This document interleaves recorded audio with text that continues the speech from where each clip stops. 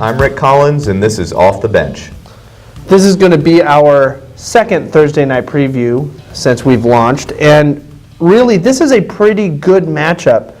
It's an old school rivalry that's been around forever, and it's Bears-Packers. Yeah, and at Lambeau Field, which is, one of the most historic, if not the most historic stadium. Yes, and the Packers have really struggled at the beginning because at the same time in week one they lost their right and left tackles, which that's almost a death sentence for any team that doesn't have Aaron Rodgers. They're not even competitive at that point, but they lost Bulaga and Bakhtiari. And last game, luckily those two might come back for this game, but they lost their second string right tackle last game. So yeah, and they're doubtful right now. So there's not even a surety that they are going to play this week. My guess would be that they end up not playing, but they could be back for next week.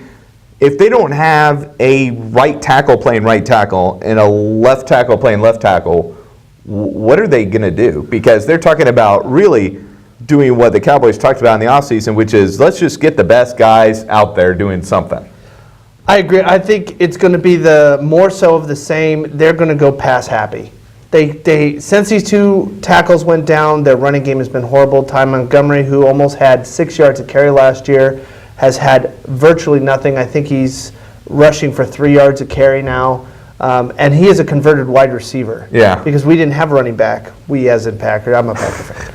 But they didn't have a running back. Last year they implemented, because they again had running back problems last year, they implemented Aaron Ripkowski, who is their fullback. And he basically pulled out of his hat and became a Mike Allstott. Yeah. A running fullback who just trucked everybody and got 5-6 yards of carry. And they, over the offseason, claimed that he was going to be a big part of this new season and this new offense. And so far, he hasn't had a single carry. Yeah. And that has really surprised me. He had some fumbling issues last year, but that's what happens when you go from not running the ball at all in your career to getting some carries. Yeah, and they also have some problems on offense with passing. They haven't had Randall Cobb. He'll be back tonight for the Thursday night matchup, but they haven't been in sync the way that they have been in the past. And part of that is Nelson and Rodgers being in sync. And they started pulling that together last week. But that was against a Cincinnati team that has been horrible so far this year. They're one of the worst teams. They played Seattle, who can't do anything on offense. They started putting together some stuff last week, but the first two games of the season, they were terrible. What do we think of this Green Bay team so far? Because 2-1, I don't think necessarily shows where they're at, especially as an offense. And let's start on not offense but defense. When they played Seattle, everybody was thinking, man, this defense for Green Bay looks good this year. And then they got thrashed by Atlanta, and then they got almost thrashed by Cincinnati.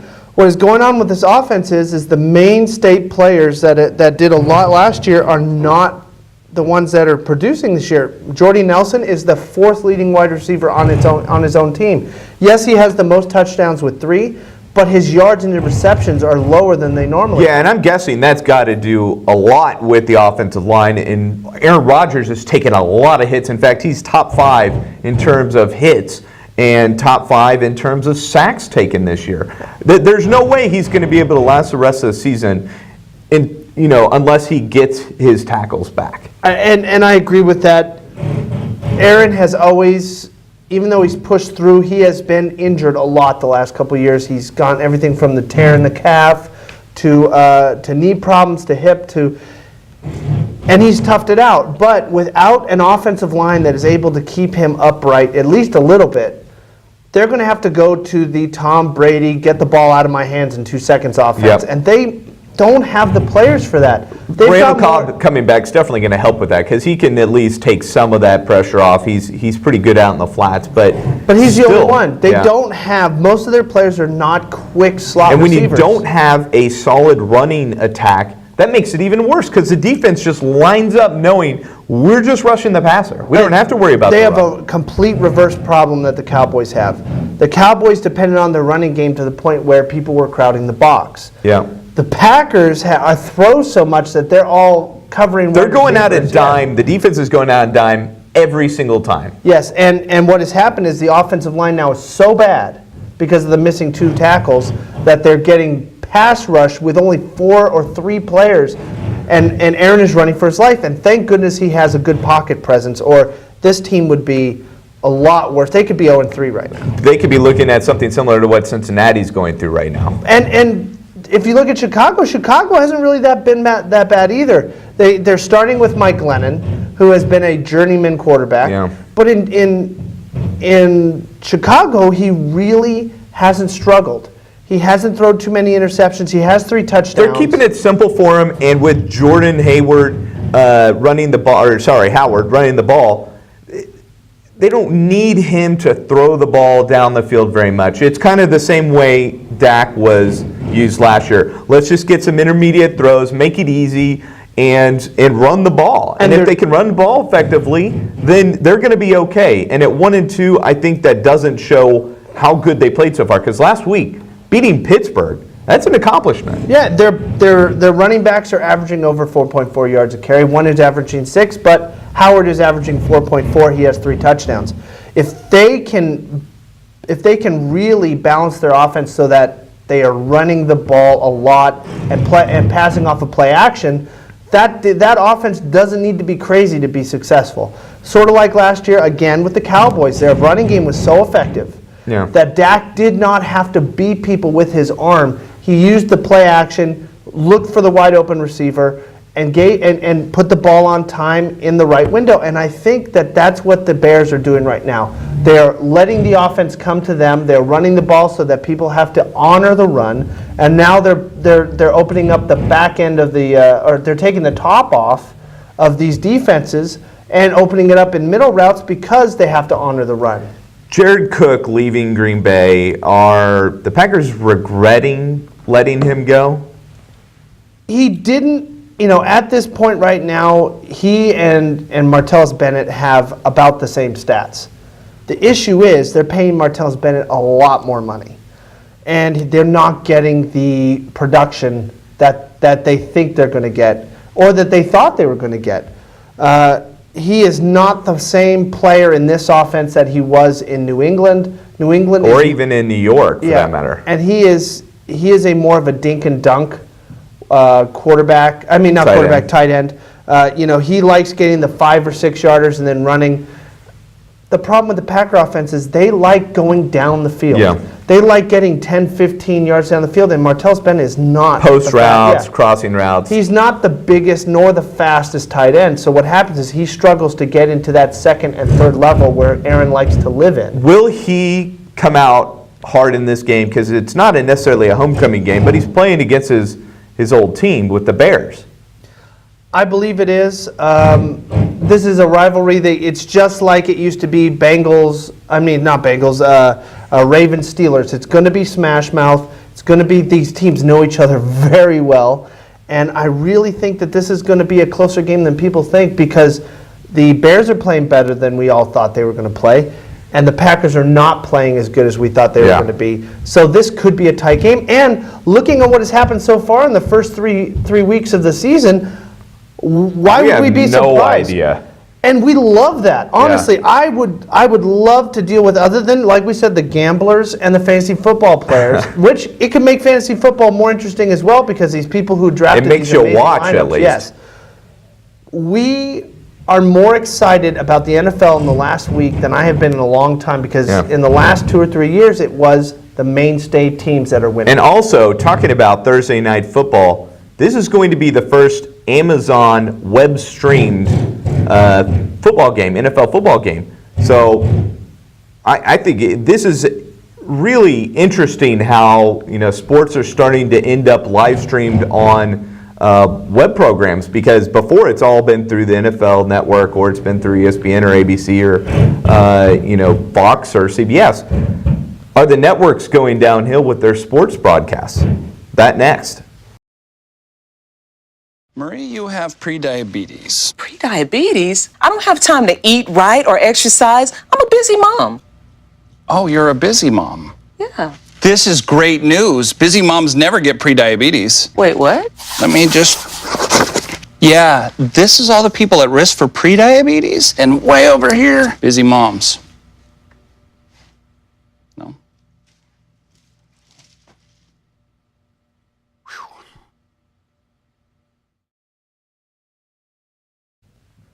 We're back, and we really are starting to dive into this online media world where people are starting to cut the cord. We've all heard it the last couple of years that people across the nation are saying, and proudly saying, I'm cutting the cord, believing that they're cutting back costs and getting products that they normally wouldn't get. It all started with Netflix, and now it's starting to get into the NFL. It's out of TVs and TV shows now, and they're starting to get into live production. And this live production is Thursday Night Football is now going to be on Amazon Prime. Yeah, and Amazon Prime, obviously a service you have to pay for annually, and it gives you free shipping and access to things on the Amazon website that you wouldn't have otherwise. A lot of which is their media content, which is movies, TV shows, and their own original programming. This kind of goes along with that original programming idea of, hey, we can live stream some of these games, and Thursday Night Football is a spot where the NFL is willing to risk, and they risked last year with Twitter. And they're really banking on the fact that Amazon is now in 200 countries across the world. I think the NFL looks at it as a possible ability to spread the brand worldwide, because as of right now, you get a little bit of viewing in Western Europe because our signals get over there. We have DirecTV over there, and you get a little bit into Latin America. But with the way the internet's working now, there are no boundaries. Yep. And so what is happening is we are able to watch TV shows or movies or shows from different countries that, as of now and in the past, before Prime and before this new cord-cutting, generation, we weren't able to watch. And so I think, though this is not innovative in the sense that it hasn't been done before, we believe it was on Facebook and Twitter that they've done that, and those were free streaming services. I think this is going to be more accepted because it's not just on your phone; it could be on your TVs, it's on your computers, and I really believe this is the new way that. Yeah, and we talked about this during the break. It's not just Amazon. They were at Twitter before. Amazon outbid Twitter this year for Thursday Night Football, and starting this week until around Christmas time, they'll be doing Thursday Night Football. Looking at streaming sports online is, for the sports fan, is really challenging when you want to cut the cord, because you can't get all your local programming. If you want to do that, you got to pay for this service. And if you want to watch these games, you got to pay for that service. You're just all over the board, and you end up paying more money for all these individual services than you would if you just went and paid for a major cable company. And that's the fear right now, that cord cutting is in the same stages as Tesla was when it came out with its electric car. Right now, it's a good idea. It's efficient when it comes to what you're getting as a product on the road or on your screens or on your TVs. But right now, it's not economically viable. It's too expensive, and not enough people have the different services on their TVs or their computers or their laptops. Right now, it's mostly a mobile device use, or something like if you have Roku or Amazon Apple Stick or an Apple TV. You're not just going to get it on your computer or your TV as it is sitting on your Right, you got to buy another device, or you have to pay for a service that gives you access to your smart TV's different apps. But it makes sense on the broadcast side because it really makes broadcast cheaper for the businesses. The Indian Cricket League, Premier Cricket League, spent $2.5 billion in broadcast last year, and now they're spending around $600 million when someone comes over for the broadcast rights. So they'll still be able to sell their ads, but I think it was Facebook that put a bid in for $600 million to broadcast.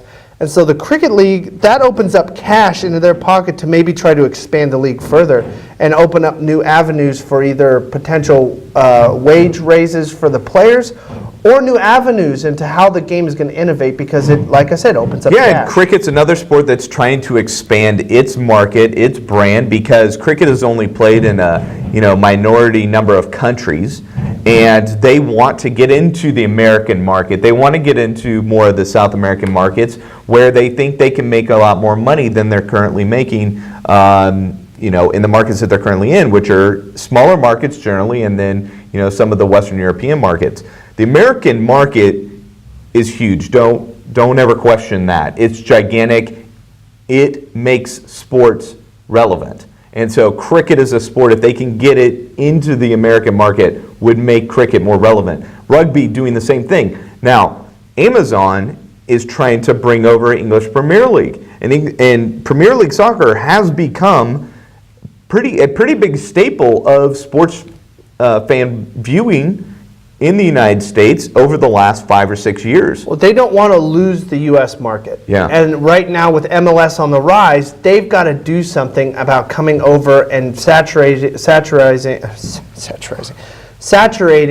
the U.S. market. Now, if you really think about wireless globally, there are some positives and negatives. Positive is when you get outside of Western Europe and America, more and more people are on their devices. They don't own personal TVs in Africa and Asia and a lot of places across the world. They have a phone that does get streaming on it. Smartphones are everywhere now. So they're everywhere now. So they're opening up themselves to audiences that they didn't have access. Not that they couldn't get the signal there. They didn't have access to because they didn't have the hardware to be able to receive the broadcast.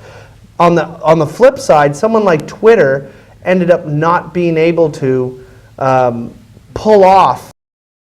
They weren't able to pull off continuing their partnership because these online companies can skew the numbers, they can hide the numbers, they can really go about saying, "I'm not you," because now you're starting to impede into everything else. And part of the deal with Thursday Night Football was that Amazon is going to share all of the demographics, all of the information which is that they have. way more detailed than broadcast. To the NFL and to the different brands of the NFL, and then the Premiership as well. So that's part of those deals, is getting that information, because that's so important to how they go out and advertise their products, the NFL and the English Premiership, to people in the United States and abroad. So I think that's going to be really key in moving forward with web streaming these live sporting events. Are the services going to give the data to these companies? Because if they're not, like you said, a lot of these companies could be just throwing out fake information, not allowing them access to the information. So what benefit do they get if they don't know who the market is that is part of their viewership? On the good side for the leagues, the world is changing.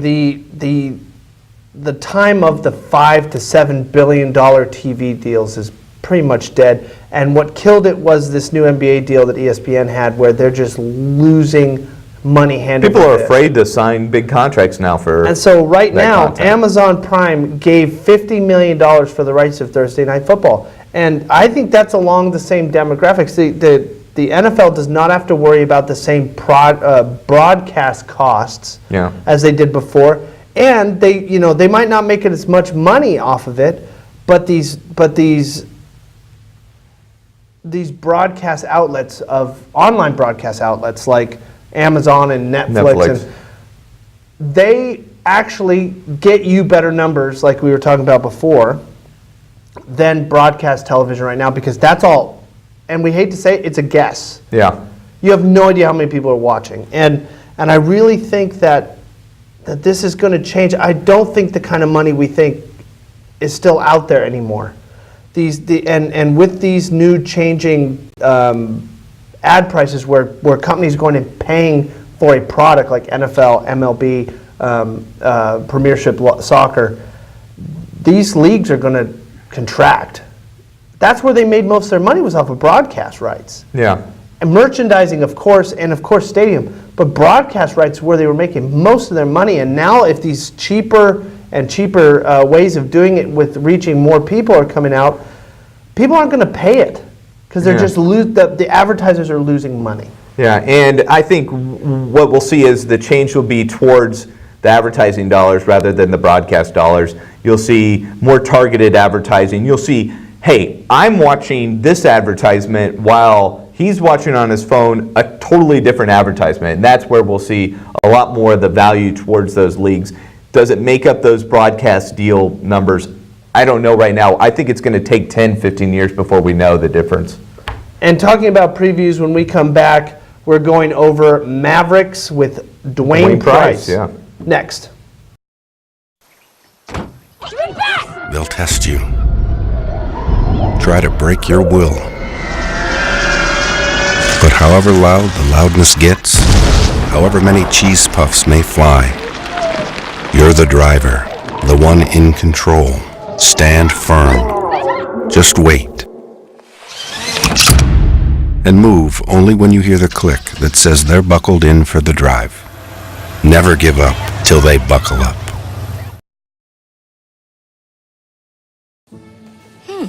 Maybe you can make retirement happen. After all, you made her college years happen. Opening that education savings account when she was little. Spearheading a campus tour. And another, and another, and another, and another. Bam! Deciphering financial aid. She was like, what? And now she's like, you aced planning for college. Now get the tips you need to get on track at aceyourretirement.org. This is Dwayne Price sitting in for Jim Stewart. I'm Rick Collins, and this is Off the Bench. Dwayne, we wanted to bring you in to talk about the offseason for the Dallas Mavericks and also look at this training camp that they just jumped into. Can you give us kind of a quick review of the offseason, especially Dennis Smith Jr.? Well, I'll tell you, since the Mavericks won the NBA title in 2011, this is probably the most exciting offseason since then. The reason why is because they got Dennis Smith Jr. He's the 9th pick of the draft, the first top 10 pick the Mavericks have had since Dirk Nowitzki 20 years ago. And they are extremely excited because this guy, everybody I've talked to, say he's a combination of Russell Westbrook, Derrick Rose, and Chris Paul. Now, if you roll all those guys into one, I'm telling you, you got a guy that's going to the Hall of Fame. Yeah, I don't want to jump the gun and all this, but this guy's absolutely terrific. Yeah, and everybody talked about during the draft his athletic potential, his skill set, but there were questions about his leadership on a team that struggled during the regular season at NC State, Right. and whether or not he could be a leader on a team, especially a younger team like the Mavericks. But you've got some older guys, Harrison Barnes and Dirk Nowitzki, that Right. can mold him into the leader that maybe he needs to be for this team as a point guard. Right. And the good thing about it is he's a rookie. They're not going to leave him out there on the island by himself because they know he don't know how to get around the NBA just yet. He's only 19 years old, only 1 year out of high school, or 2 years out of high school right now. But I tell you, as the years go by, you're going to see him. I wouldn't be surprised if he makes a step up like Damian Lillard with Portland. He's that kind of guy to me that I guarantee he's going to be the leader because they are grooming him to be the cornerstone of the franchise. What else happened in the offseason that can give us hope looking at this season? Well, they brought in Josh McRoberts. I mean, he's a pretty good backup power forward. He got some, I don't know if you remember, Kurt Rambis used to play for the Lakers back in the day. Yeah. He's that style of a player, very physical like that, very good rebounder. Doesn't have a really good shot, but I guarantee he can give you some, 20 meaningful minutes. But he's only going to be a backup right now because Dirk is going to start at the 5, and then you're going to have Nerlens Noel coming in as the backup center and sometime playing power forward. So those are the main two guys that they picked up in the offseason. Yeah, and they also let go of 3 players that I think people thought the Mavericks were looking at as potential, into the bench guys moving forward. Are we looking at a team that really has decided we need to go in a different direction, or is it just, hey, this is kind of what happens, during preseason, is that we just kind of need to recycle the end of the bench? Well, I was surprised they let go of Brasino. I mean, I think everyone else was, but they saw some other things, and Motley and some other guys they thought they could come in and contribute better, be a better rebounder and all that. And also Hammonds, A.J. Hammonds, he spent most of the season last year in the D-League with the Texas Legends, so he wasn't really high on their charts as far as the progress that he did not make last season. So It didn't surprise me that they let him go. Okay. And looking at training camp now, what do you expect to see in the next couple of weeks, the next few weeks before the season starts? Well, as crazy as it sounds, the NBA pushed everything up because a lot of the coaches and players were complaining about too many games, four games in 5 days. Right. So they pushed the season up. And preseason, training camp actually started Tuesday was the first day of practice. First preseason game is Monday, so we got Right. less than a week at home against Milwaukee. It's going to be fast and furious, and I would be surprised if you see some guys, if they didn't come into practice already in shape, you may see a lot of injuries, hamstrings and Yeah, whatnot. and that is one of the big issues that the NFL has had was we're not pushing these guys hard enough in the preseason because of CBA Right. contract stuff. So you were seeing more injuries at the beginning of the year. Do you think that that's going to happen in the NBA as well? Yeah, the same thing, because unfortunately, guys don't realize you make your body, your money with your body, so keep your body in shape during the off season. Too many of them, once the season ends, they just shut it down. You Yeah. can't shut it down. I mean, you got to get some kind of exercise in and come into training camp in shape, not come into training camp waiting to get in shape. That's how you get in trouble. And Dirk Nowitzki in the past has been phenomenal about staying in shape Right. and keeping his body ready for the upcoming season, despite the fact that he's never had the athleticism that a lot of these athletes do have. So he's never had to really worry about those pieces of it. How does he continue to stay as good as he is through the years, and then is this season, do we expect to see some of the same things as we've seen the last couple of years? Yeah, because of what we just said, Dirk realizes he's not as athletic as some of these other guys, so he has to stay in shape all the time just to stay ahead of the game or keep pace with those guys. And I guarantee you, he's a model, because he may take 2 or 3 weeks off once the season ends, then he's back in the gym working out 3, 4, 5 hours a day. That's just his policy. And we have to apologize for the sound. We've got our studios being built. It's an exciting time for us, but it's also a little bit annoying. Right. Now, they've talked about having Dirk start at center. Does that have any relationship to the issues that they had in signing Nerlens Noel this offseason? No, none whatsoever. A lot of people don't remember Dirk started most of the season last year at center, because Harrison Barnes started at power forward. So a lot of people just, for whatever reason, they forget about that. I don't think Nerlens started about 4 or 5 games. Granted, he came in midway through the season, but Right. he didn't make that many starts during the season. So this is no surprise, not a shocker at all. Okay. And I think a lot of people thought during the offseason they're going to get Nerlens on this long-term contract. He's the center of this team moving forward.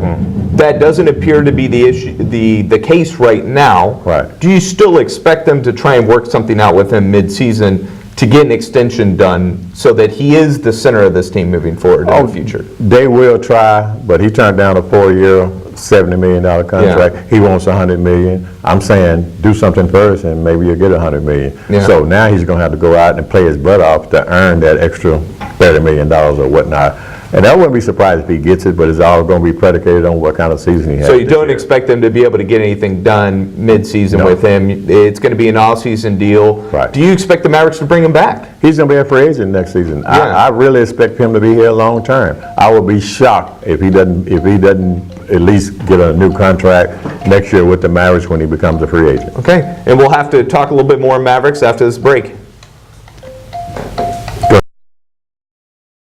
Marie, you have prediabetes. Prediabetes? I don't have time to eat right or exercise. I'm a busy mom. Oh, you're a busy mom. Yeah. This is great news. Busy moms never get prediabetes. Wait, what? Let me just... Yeah, this is all the people at risk for prediabetes, and way over here, busy moms. No?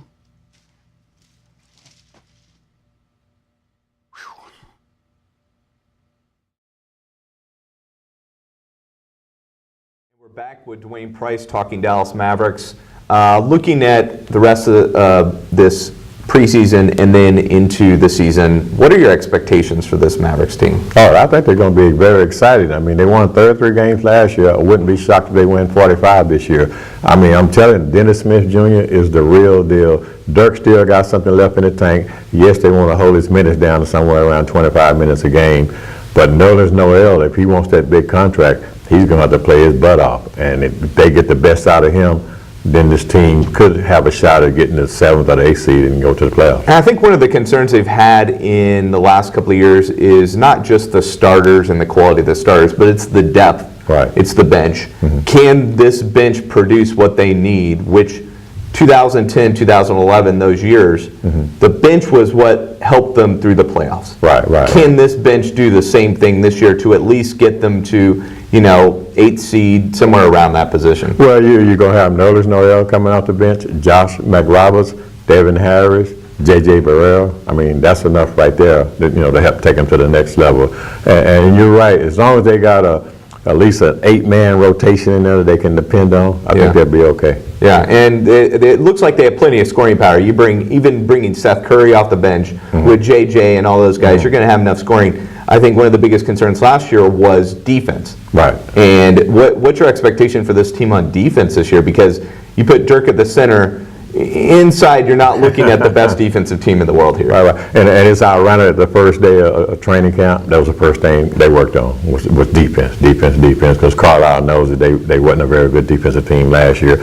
And like I said, at some point, I think Nerlens is going to get around 30 minutes a game, regardless of whether he's in there. Where he's starting or not. Yeah, starting or not. They're going to need him in there, because the game has picked up, the pace of the NBA game has picked up so much, you've got to have some shot blockers in there, because you got guys attacking the basket all day long. Yeah, and I know that they're doing the spread defense, and that's why we don't necessarily want Dirk playing at the 4, and you'd rather have him playing at the 5, so he's not having to go out and defend, spread 4s on the arc.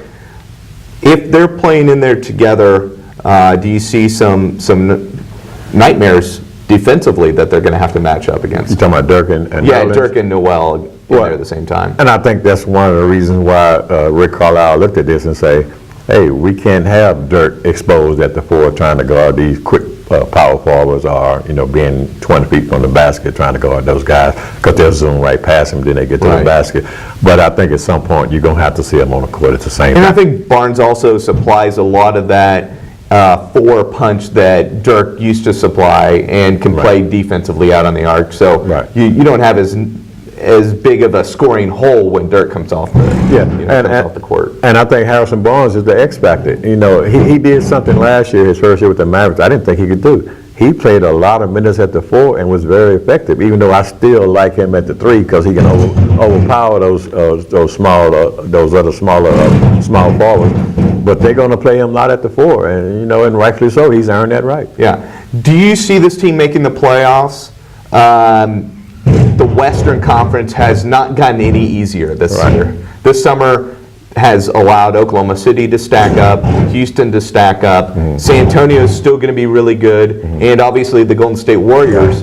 Can the Mavericks sneak into the playoffs? And you just named 4 of them, so we can just add Utah to the mix. Minnesota, don't forget about them. But I guarantee you Minnesota probably going to win 50 games with that crew they got over there. It's going to be tough for the Mavericks to get in. If they get in, they're going to have to play, remain healthy throughout the whole season. They can't lose any key players to injuries, and they could possibly sneak in at the AC. But the point everybody always say, do you want to get in at the AC? Obviously facing Golden State or probably San Antonio in the first round and get knocked out, or do you want to miss the playoffs altogether? I say make the playoffs. And the reason I say that is because you want these guys to learn how to win, when the bright lights come on. And no lights are brighter than the playoff lights. So once they get in there, they can learn from their mistakes. Then the next year, come back, okay, I'll get you next year. Because you remember when the Bulls used to lose all the time to the Celtics? They learned something. I mean, to the Celtics and to the Pistons, then they learned they'd come back and beat them. Well, it helped to get Jordan, too. That's the best player in the game. Yeah, that helped. So, but you always want to, you always want to get to the playoffs. Yeah. I don't understand this losing on purpose stuff. You don't learn anything from losing. Yeah, okay, so now let's just say the Mavericks don't make the playoffs. Right. What do you see them looking at in the 2018 draft? Because this year they needed a point guard. There were questions about whether they would look at a replacement for Dirk or not. Lauri Markkanen was in the talks. But getting Dennis Smith Jr. was a huge coup for them. What could they pull off in this next draft to help them move forward? Especially thinking Dirk is not going to be around more than another couple of years. Right. Well, that's a tricky question, because Nerlens Noel will be a free agent next summer. So if he's not coming back, then you need a center, because you don't have a shot blocker. Yeah. So, a lot of things come into play leading up to the draft and leading up to free agency before you make that decision. So, and the draft comes before free agency. Right. So they may be in a bind on what do we do? Are we sure we're going to be able to re-sign Nerlens or not? Because if they can't re-sign him, then they got to go and draft a center. Yeah, and I think there's going to be some challenges once the season ends, whether they make the playoffs or not. I don't think people have high expectations of them getting past a first-round opponent. I mean, we named off the top 4 teams, and then even 5 and 6 Right. are going to be hard to beat in the playoffs. You know, they make the 8th seed, they get swept by Golden State, and from there, you're looking at a young team that's trying to develop.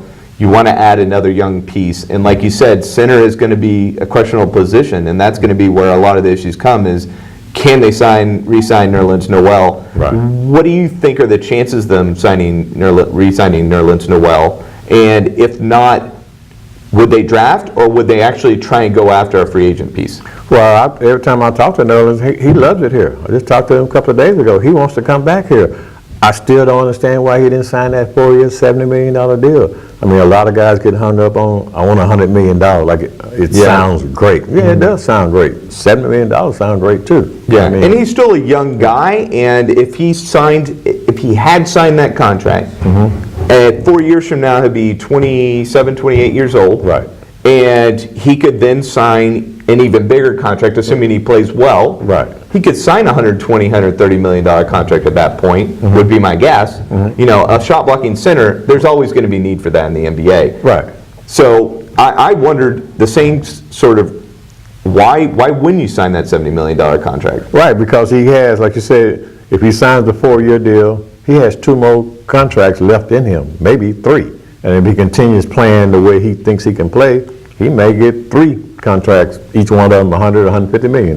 Yeah. But he has a new agent, LeBron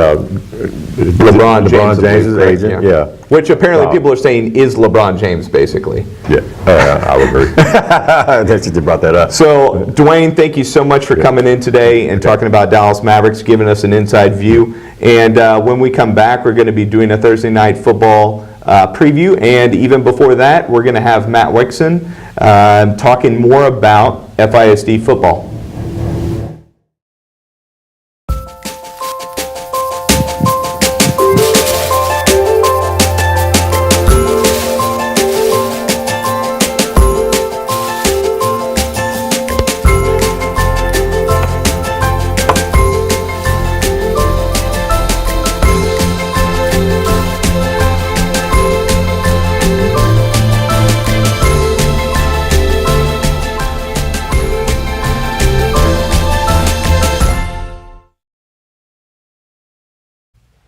And we're back with Matt Wixon. We are now previewing the rest of the season.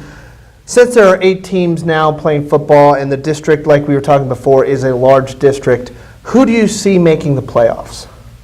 Well, that's a tough question, but a good question. I think based on the non-district, the schools that I would say are solid are Frisco Lone Star and Frisco Wakeland, and that's not really a big surprise. I think after that you got Frisco Reedy, that is also 4-0, and the other team that opened with a district win back in week 1 is Frisco Centennial. So those 4 teams kind of have a leg up. But outside of Frisco Lone Star and Frisco Wakeland, which I see as them probably being the top tier schools, Frisco ISD is loaded with parity. It is every year. Their teams can knock each other off. So I think it's going to be pretty exciting down to the wire. And I think before there's 11 weeks of the regular season with 1 bye week, I think before those last couple weeks, there's going to be a lot of coaches and other people scratching their heads trying to figure out tiebreaker scenarios. If this team beats this team, if they win by this many points, I think it's going to be that close for some of those, if not the 3rd and 4th positions, at least the 4th position. And as you said before, you have the top 2 teams who everybody expects to make the playoffs, and then you've got the next 4 or 5 that are maybe looking to knock each other off to get into the playoffs. Those top 4, Reedy included, what do you see them as their strengths and weaknesses, and what could possibly either keep them in the playoffs or knock them out? Well, I think a lot of times when you get there, it's about matchups.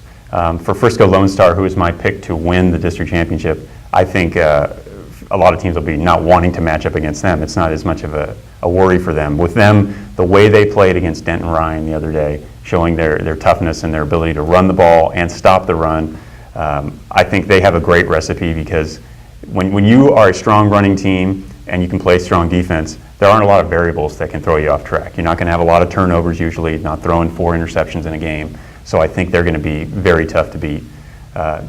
Wakeland, I think, has a really dynamic offense.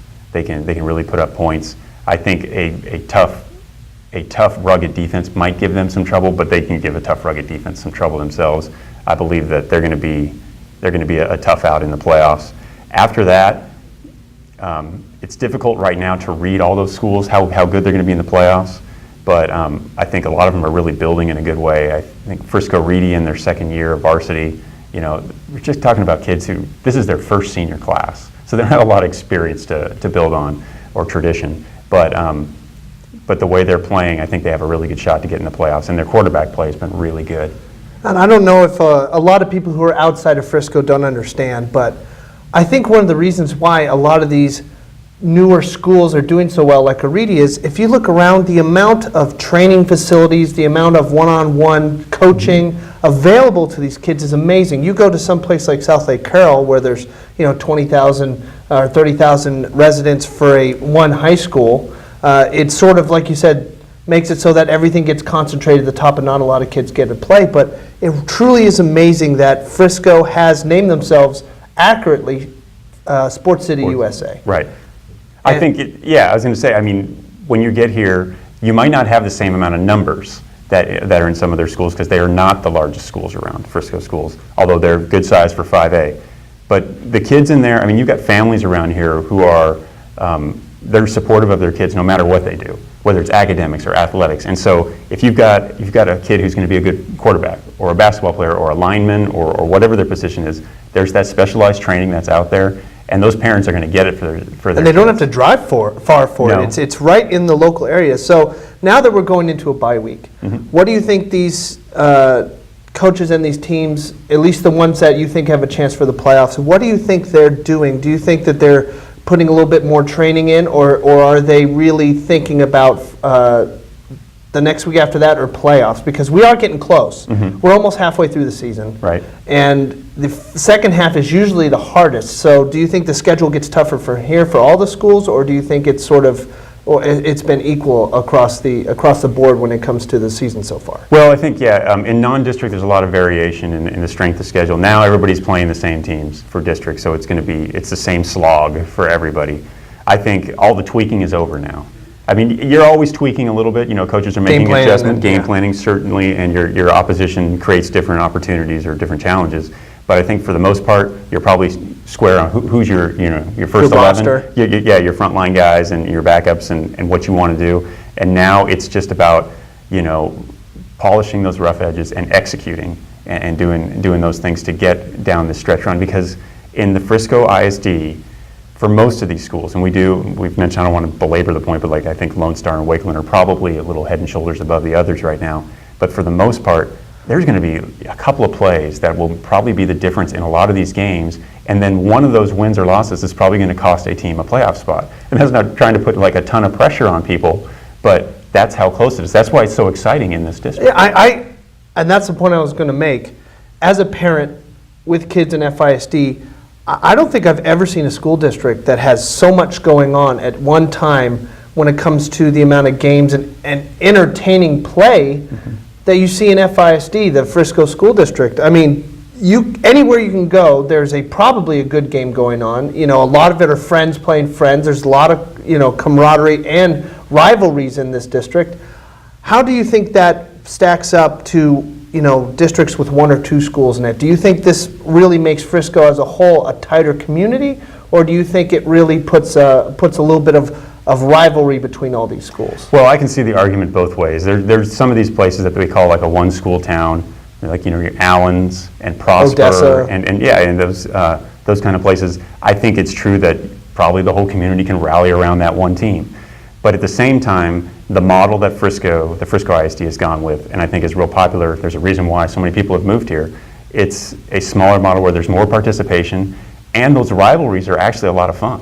You want to, it means something. Like Allen is a great program, and I wouldn't, I think it's great that the players get great experiences there, and they challenge for a state title each year.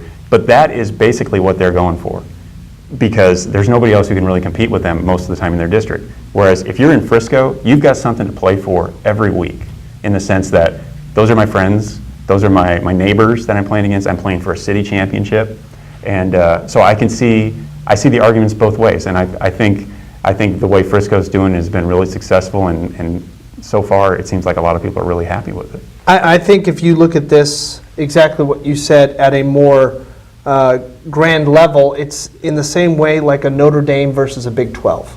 So Notre Dame, their only goal is to try to make a national championship because they really don't have a lot of rivalry outside of like traditional games like USC and a couple of those. Where if you get into the Big 12, you've got individual games between schools that have hardware at stake. And I think that goes a long way with what you're presenting here, is that there is, these rivalry games have gotten to the point where it's bragging rights. And if a school beats, let's say a school that shouldn't beat Lone Star beats Lone Star, you get to brag to those guys for a year. They can't get away from you because they all live within the small, same confines of the same area. I think that breeds competition. I think that breeds athletes to work harder in the off season because they've got to be able to win back or try to take away those bragging rights. And I think that's going to help going forward. Do you think there's a point where when the schools get to 12, it could hurt the district? Well, I think as long as there's always an influx of more kids and they keep the numbers and their participation levels up, I think that the whole idea that they could water down their talent is pretty bunk because the level of talent is just going to keep increasing. Divide by a larger number. It doesn't really matter. But I think it's amazing because it's been only the last 15 years or so that Frisco's had this just massive growth. When they started adding multiple schools, Frisco High was the school for the longest time. And from the start, people were saying, well, they start dividing the talent, what's going to happen? Well, they've shown at each stage of that, hey, now we have 2 schools, now we have 4 schools, now we have 6 schools, we have 8 schools, now they have 9 schools, that they are still competing not only at a high level within their district. Once they get out in the playoffs, whatever the sport is, they can compete with those teams. They can win state championships, they can go deep in the playoffs. I don't think people understand how big of a growth has happened in the last 25 years. In the early 90s, I think, or the late 90s, I think that Frisco was between 2,500 and 5,000 people, and now there's 150,000 people or more, depending on which census you look at, in the Frisco area, and they predicted to be close to 300,000 in the next 10 years. That is unbelievable, and at that point, I think you were absolutely right. There is more than enough talent to go around when you have that much of a pool to draw from. And as long as there's that continued support and excitement about athletics and those participation numbers, like at each school, like the kids want to come out for football or basketball, baseball, softball, volleyball, you're always going to find those kids here and they're going to be able to compete. And I know this is pushing it, but that, these school districts, if we're going to create this environment to succeed in, we've got to be able to support these kids, not just by going to the field, but by helping in any way we can. And Frisco as a whole is just such a dynamic environment, not only commercially, but residential and school-wise, is that people need to realize that once you're in Frisco, you're part of Frisco and you're part of something special. And that's what the school district has created with these schools and the programs that they put together athletically. I can't imagine, and I don't know if you know the number off your head, but off the top of your head, but what are the numbers that we're seeing of these kids going to college on scholarships? Yeah, I don't know, but there's a healthy amount each year, and it's not even just, you want to bring in all the academic scholarships and that, but like athletically, it's a long list every year for the school district. They are producing a lot of great athletes. All right, well, when we come back next week with Matt Wixon, we will be discussing the, fifth week, week 5 of high school football next.